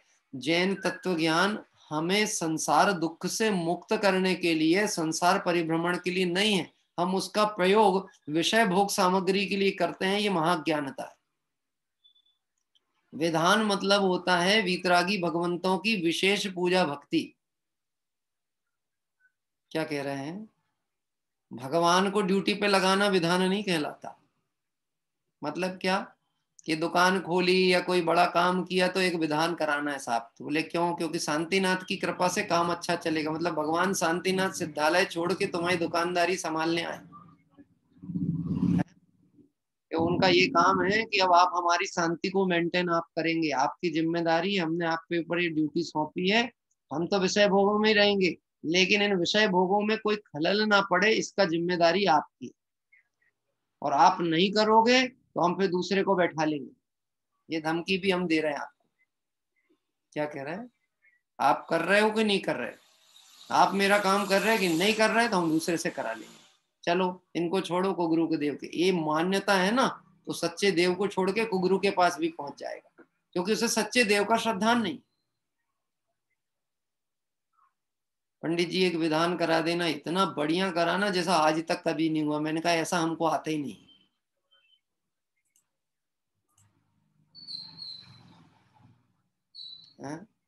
ऐसा हमको आता ही नहीं जैसा आज तक कभी नहीं हुआ।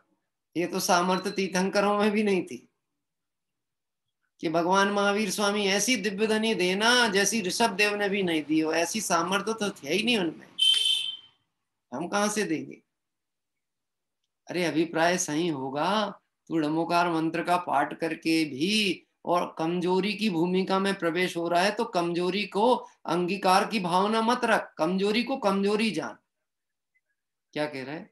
ऐसा थोड़ी ना है कि भगवान की भक्ति करके वो विषय भोगों की लालसाएं बढ़ा ली। तो ये कहते हैं, हे जिनेंद्र भगवान, आप में मेरे मूर्खतापूर्ण कार्य को तो देखिए। हे प्रभु देखो तो, मैं अपनी अज्ञानता आपके समक्ष रख रहा हूं, आप देखो तो। देखने का मतलब आप समझते हैं क्या होता है?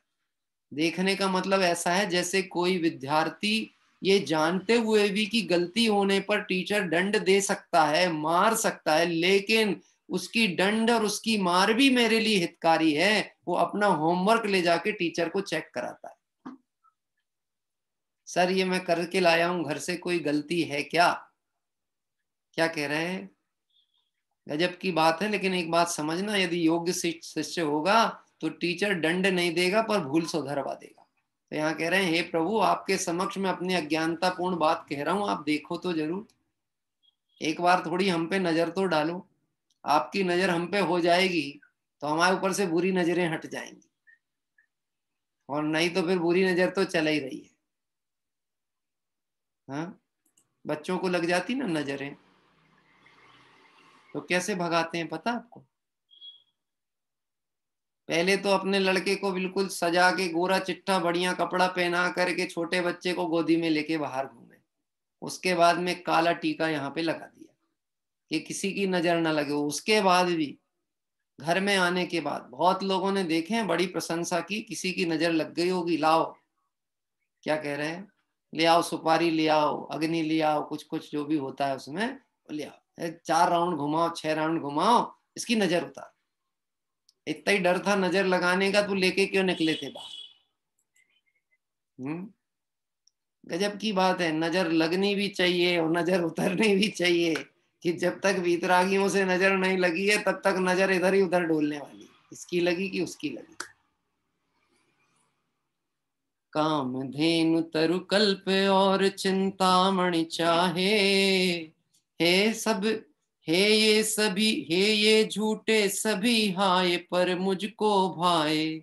धर्म सुखों की खान नहीं वह मुझे सुहाया।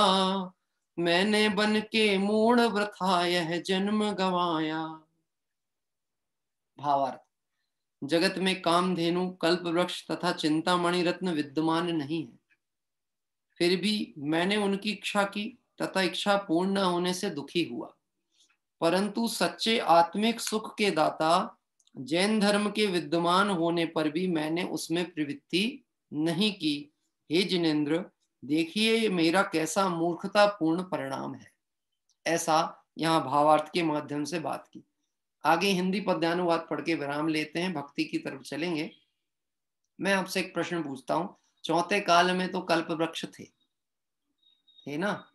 तो चौथे काल में कल्प वृक्षों से जो 10 तरह के वृक्षों से सामग्री प्राप्त होती थी, भोग भूमि का काल चलता था, सब जीवों को यथेच्छ इच्छा अनुसार वस्तुएं प्राप्त होती थी। तो इच्छा अनुसार वस्तु के प्राप्त हो जाने से जीव सुखी हो जाता है कि संतोष रहता है तो सुखी होता है?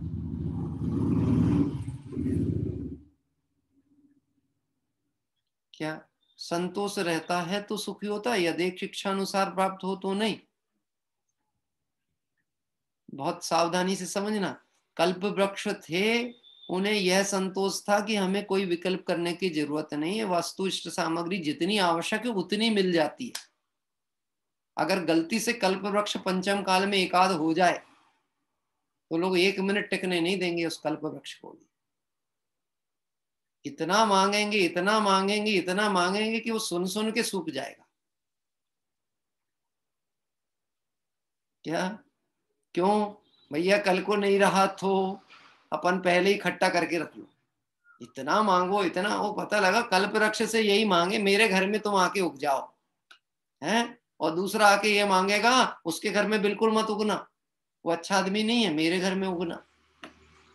अच्छा हुआ भोग भूमि समाप्त हो गई, क्योंकि इस पंचम काल में तीव्र कषाई जीव ही उत्पन्न होते हैं। चीजें सुरक्षित कैसे रहेंगी? बात ख्याल में आ रही?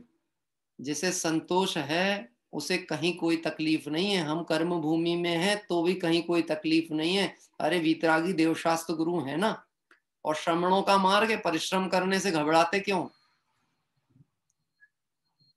पुरुषार्थी कभी मुफ्त की नहीं खाना चाहता, वो चाहता है श्रम के साथ स्वाभिमान के साथ रहे मेरे पास।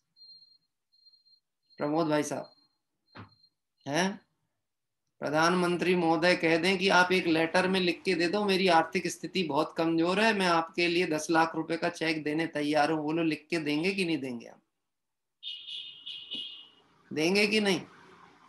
प्रधानमंत्री ने कहा तब मैं देने तैयार हूं, पर आप लिख के दे दो आपकी स्थिति बहुत कमजोर है, मेरे पास खाने पीने को भी नहीं है।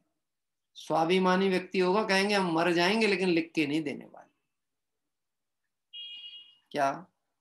सुख पावे संतोषी प्राणी, जिसे स्वरूप में संतोष है उसे कोई दुखी नहीं कर सकता, और जो अपने स्वरूप से संतुष्ट है, जो अपने आत्म वैभव से अनभिज्ञ है, उसे जगत के चक्रवर्ती का वैभव भी मिल जाए तो कोई सुखी नहीं कर सकता। इसलिए यहाँ पर ये चर्चा यहाँ की गई।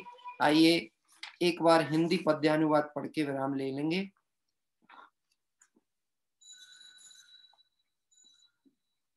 प्रत्यक्ष सुख कर जैन मत ने प्रीति मेरी थी नहीं, जिन नाथ मेरी देखिए है मूर्णता भारी यही। हा काम दुह कल्पद्रुमादिक के यहाँ रहते हुए, हमने जब गवाया जन्म को दिक लाभ दुख सहते हुए। एक पंक्ति के द्वारा एक बात आखिरी में कही रामचरित उपाध्याय जी ने कि कल्प वृक्ष और चिंतामणि तो आज भी है, लेकिन फिर भी मैं दुखी हूं। पहले तो कह रहे थे कि वो है नहीं, अब कह रहे आज भी है, तो वो क्या है? इतना बस उत्तर मैं आपसे जानना चाहता हूं कि वो क्या है जिसको उन्होंने कहा कि कल्प वृक्ष और चिंतामणि तो आज भी है, फिर भी मैं दुख सह रहा।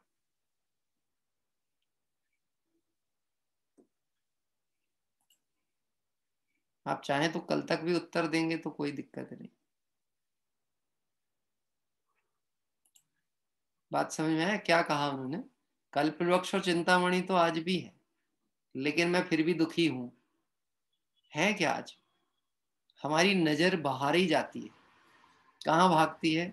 कल्पवृक्ष चिंतामणि कहाँ है, कहाँ है, कहाँ है? अरे इस आत्म स्वरूप पे दृष्टि होने पर सिद्ध अवस्था प्रकट होगी, शाश्वत सुख प्रकट होगा। सुख ही तो तुझे चाहिए था। ये है ना कल्प वृक्ष, ये चिंतामणि है ना, आज भी विद्यमान है कि नहीं? लेकिन फिर भी तू दुख सहता है, ये आश्चर्य की बात है। आइए, ऐसी चर्चा के द्वारा 19वां पद यहाँ पूर्ण हुआ। हाँ, हमारे जिनेश जी गंगवाल भाई साहब जो कि पूना से जुड़ते हैं, उनकी बेटियां आज भक्ति पाठ करेंगी। जय जिनेन्द्र। जय जिनेन्द्र। आज आदरणीय बड़े पंडित जी साहब द्वारा रचित गुरु भक्ति लेना चाहूंगी। बहुत अच्छा। आनंद का दिन आएगा आएगा, आनंद का दिन आएगा आएगा, निर्ग्रंथ जीवन आएगा आएगा, आनंद का दिन आएगा आएगा। स्वरूप निर्ग्रंथ श्रद्धा है निर्ग्रंथ, भाव सहज ही मैं भावना निर्ग्रंथ, निर्ग्रंथ परिणाम आएगा आएगा, आनंद का दिन आएगा आएगा। अणुमात्र भी मुझको मेरा न दिखता, गायक स्वयं में ही परिपूर्ण दिखता, प्रचुर स्वसंवेदन आएगा आएगा, आनंद का दिन आएगा आएगा। संयोग के काल में ही है न्यारी, संयोग होते कभी ना हमारे, निरपेक्ष जीवन आएगा आएगा, आनंद का दिन आएगा आएगा। वैभव स्वयं का स्वयं में ही शाश्वत, प्रभुता स्वयं की स्वयं में ही शाश्वत, स्वाधीन जीवन आएगा आएगा, आनंद का दिन आएगा आएगा। बाहर से कुछ भी आता नहीं है, अपना कभी कुछ न जाता कहीं है, निश्चिंत जीवन आएगा आएगा, आनंद का दिन आएगा आएगा।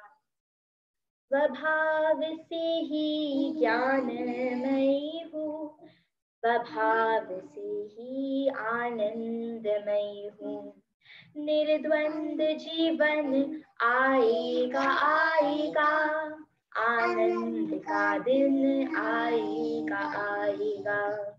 तृप्त स्वयं में, तुष्ट स्वयं में, लीन स्वयं में, मग्न स्वयं में, सिद्धो सा जीवन आएगा आएगा, आनंद का दिन आएगा आएगा। वस्तु स्वरूप सदा है अवस्थित, मार्ग यही है हुई मति व्यवस्थित, प्रभुतामय जीवन आएगा आएगा, आनंद का दिन आएगा आएगा। निर्ग्रंथ जीवन आएगा आएगा, आनंद का दिन आएगा आएगा, आनंद का दिन आएगा आएगा। जय जिनेन्द्र। बहुत सुंदर। अभी हमारे जिनेश जी भाई साहब गंगवाल की बेटियां भव्या और नित्या, इनके द्वारा बहुत सुंदर आदरणीय बड़े पंडित साहब की रचना पाठ यहाँ पर लिया गया। निश्चित ही बच्चों की जो भावनाएं हैं, आनंद का दिन आएगा आएगा, मुझे मेरा शुद्धात्म तत्व भाएगा, सिद्धत्व दशा भी सहज आएगी, ये तो भावनाओं का ही कार्य है। यदि हम भावनाओं को ही बलपूर्वक आत्मार्थ की ओर झुका लें तो निश्चित ही कार्य की सिद्धि होती है।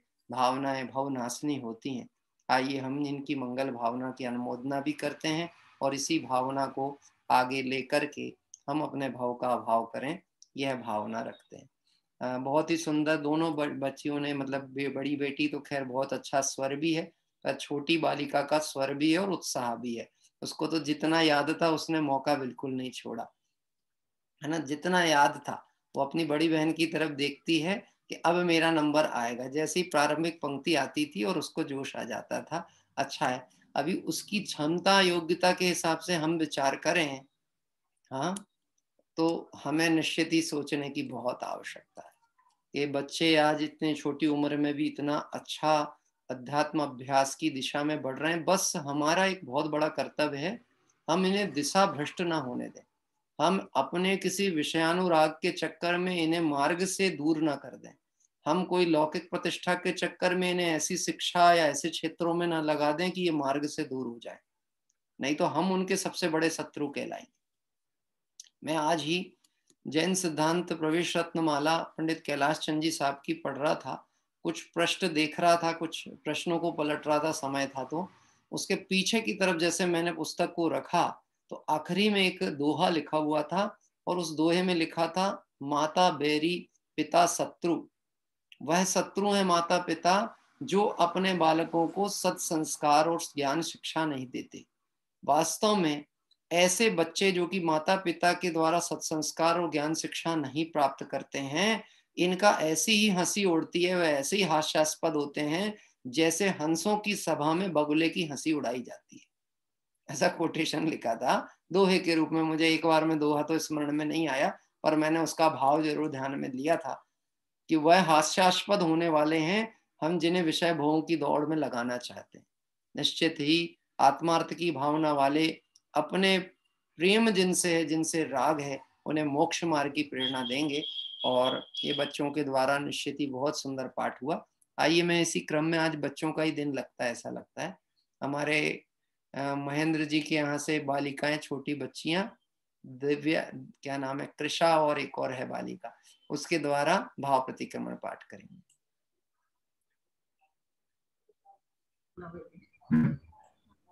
जय जिनेंद्र।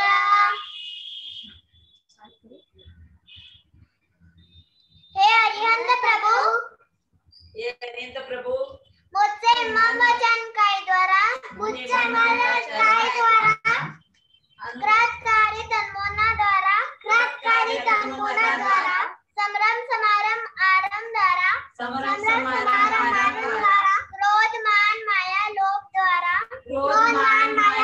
द्वारा प्रमादित विधाओं द्वारा इस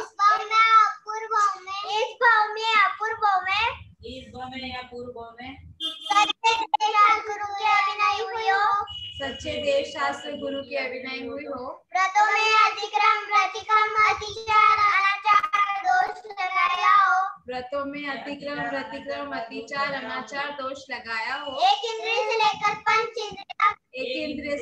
पंच इंद्रिय तक किसी भी जीव की हिंसा हुई हो, विराधना हुई हो, दिन या रात में लगाए सर्व दोषों का पश्चाताप व्यक्त करता हूँ, क्षमा मांगता हूँ। मैं मेरे सभी दोष मिथ्या हूँ, मैं मुझ में रहूं। इस प्रकार मैं सभी दोषों का प्रायश्चित करता हूँ। ओम नमः सिद्धेभ्यः। बहुत सुंदर। कृषा और क्या नाम है, एक और क्या नाम है बेटा आपका? द्रव्या। हाँ, बहुत अच्छा।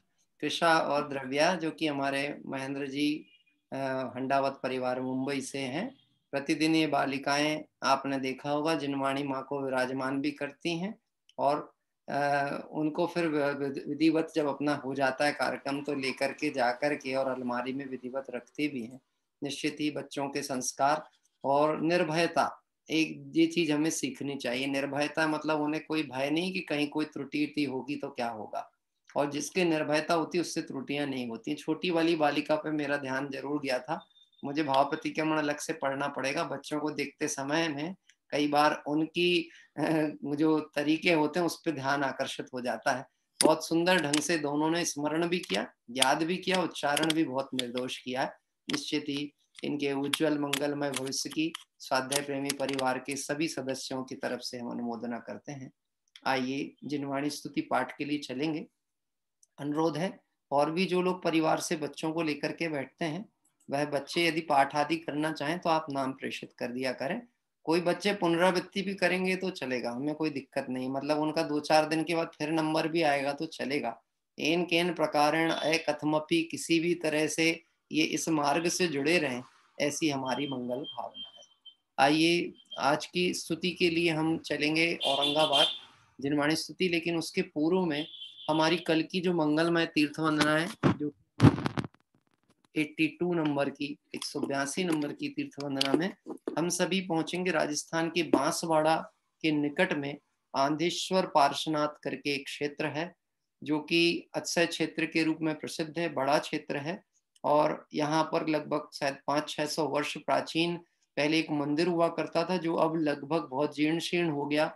बाद में समाज ने एक नया मंदिर निर्मित किया और वहां पर वह प्राचीन प्रतिमा भी विराजित की गई, और साथ ही साथ अनेक वितरागी भगवंतों की प्रतिमाएं इस क्षेत्र पर विराजित हुई हैं। ऐसे क्षेत्र पर कल सुबह हम दर्शन करने पहुंचेंगे और देवशास्त्र गुरु भगवंतों की पूजन करेंगे, जो कि हमारे पंडित राजकुमार जी साहब के द्वारा शाश्वत आराधना में है। तो आपके पास यदि पुस्तक हो तो आप रख लीजिएगा, क्योंकि उसकी पुस्तकें हर जगह उपलब्ध नहीं थी, लेकिन यदि हो तो रख लीजिएगा। नहीं तो मोबाइल में मैं PDF पहले भेज चुका हूँ ग्रुप में, और यदि ना हो तो मैं आज पुनः एक बार फिर से शाश्वत आराधना का PDF तीनों ग्रुप में, स्वाध्याय के जो 3 ग्रुप अपने चलते हैं उन तीनों ग्रुपों में प्रेषित करूंगा। आइए हम सभी जिनवाणी स्तुति के लिए चलते हैं। हमारी कांता ताई जो हैं कि औरंगाबाद से।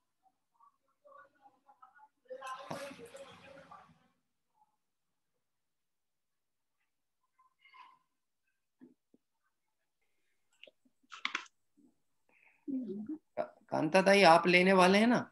हाँ हाँ जी, हाँ ठीक। आ रही है आवाज भैया जी? हाँ आती है।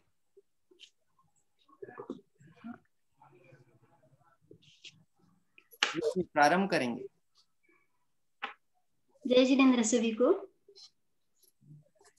जय जिनेन्द्र।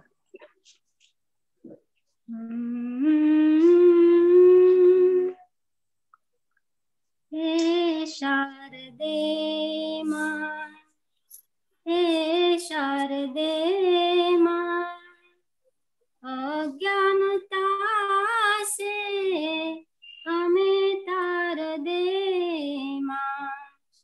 हे शारदे माँ, हे शारदे माँ, अज्ञानता से हमें तार दे माँ। हे शारदे माँ, हे शारदे माँ। मुनियों ने समझी, गुनियों ने जानी, शास्त्रों की भाषा गम की वाणी। मुनियों ने समझी, गुनियों ने जानी, शास्त्रों की भाषा गम की वाणी।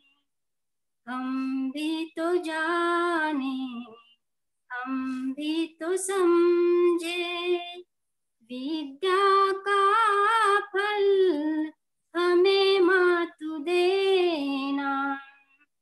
हे शारदे माँ, हे शारदे माँ, अज्ञानता से हमें तार दे माँ। हे शारदे माँ, हे शारदे माँ। तू ज्ञानदायी हमें ज्ञान दे दे, रत्नत्रयों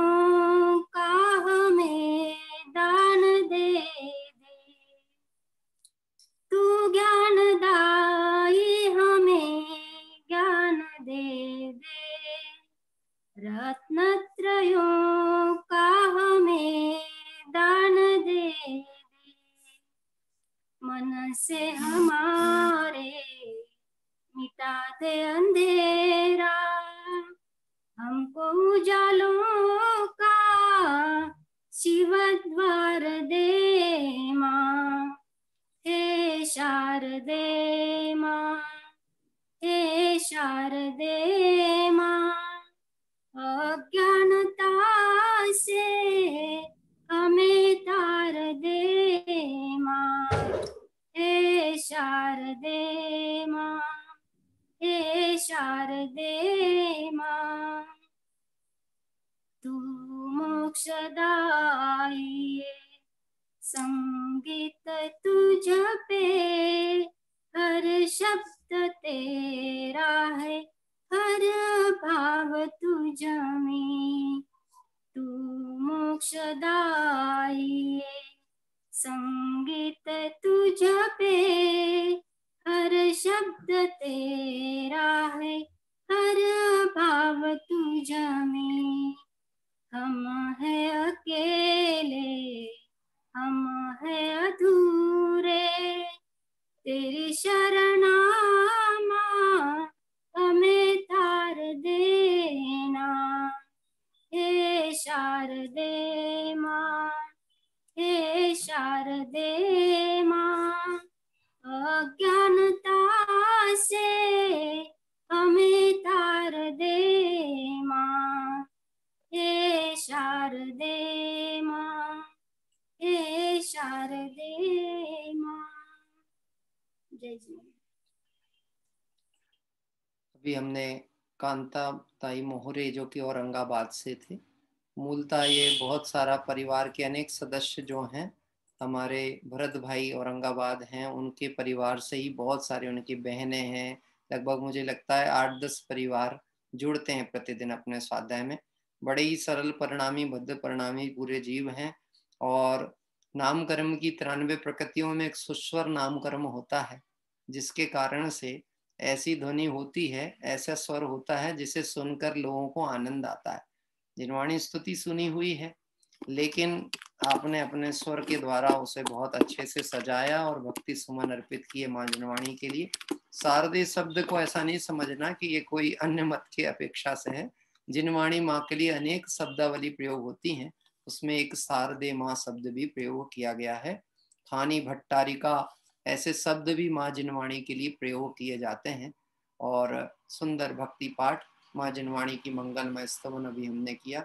आइए भावपूर्वक विनय अंजलि रखते हुए हम सभी काय उत्सर्ग करेंगे। नमो अरिहंताणम, नमो सिद्धाणम, नमो आयरियाणम, नमो उवच्छायाणम, नमो लोय सब साहूणम, नमो अरिहंताणम, नमो सिद्धाणम, नमो आयरियाणम, नमो उवच्छायाणम, नमो लोय सब साहूणम, नमो अरिहंताणम, नमो सिद्धाणम, नमो आयरियाणम, नमो उवच्छायाणम, नमो लोय सब साहूणम। जय बोली द्वादशांग में जिनवाणी माता की जय हो। देव शास्त्र गुरु भगवान की जय हो। अनंत अनंत सिद्ध परमेष्टि भगवंतों की जय हो। वीतरागी जैन शासन की जय हो। कल प्रातः काल 7:50 पर हम सब पुनः एक नवीन क्षेत्र जो कि राजस्थान का है, जिसकी सूचना आपको दी गई है, देवशास्त्र गुरु भगवंतों का मंगल स्मरण और पूजन के भाव के साथ आंदेश्वर पार्श्वनाथ क्षेत्र पर पद्मासन मुद्रा में और खड़गासन मुद्रा में प्राचीन प्रतिमाएं और अनेक तीर्थंकर भगवंतों की प्रतिमाएं, उनके दर्शन प्राप्त करेंगे। मैं आप सभी को एक बात जरूर कहना चाहता हूँ, मैं लगभग यथासंभव जो क्षेत्रों की जानकारियां होती हैं उसमें मूल आमनाय की सुरक्षा की दृष्टि से जो आवश्यक है वही वस्तुएं रखता हूँ, बाकी के उसमें से हटाता हूँ। कोई प्रत्यक्ष उस क्षेत्र को देखता होगा तो उसे ऐसी भी जिज्ञासा होगी, यहाँ तो ये भी था, यहाँ तो ये भी था, लेकिन हमारा लक्ष्य और प्रयोजन जिस वीतरागता का समर्पण और भक्ति है, हम उसके अलावा अन्य विकल्प जंजालों में नहीं उलझना चाहते। इसलिए हम यद्यपि क्षेत्र का दर्शन करने को तो जाते हैं, लेकिन हम क्षेत्र में जाकर के भी उस क्षेत्र से क्षेत्रांतर नहीं होना चाहते। इसलिए कोई विकल्प न रखे। मुझे किसी ने ऐसा प्रेषित किया था, पूरा भी दिखाया जाए, सब बताया जाए तो क्या दिक्कत है। अभी समय अब समेटने का चल रहा है, इसलिए बहुत विस्तार का विकल्प नहीं करें और आत्मार्थ की भावना से देवशाद गुरु का श्रद्धान करें। 20 पंथ आदि का चलन महाराष्ट्र में, राजस्थान में बहुत होता है। हम उसे समझें, उसे जानें, लेकिन जो मूल मार्ग है उसकी सुरक्षा के लिए जैसा तत्व है उसका अनुसरण करें। हम सभी मंगल आराधना करते हुए भाव का भाव करें। इसी भावना से विराम लेते हैं। सभी को जय जिनेंद्र।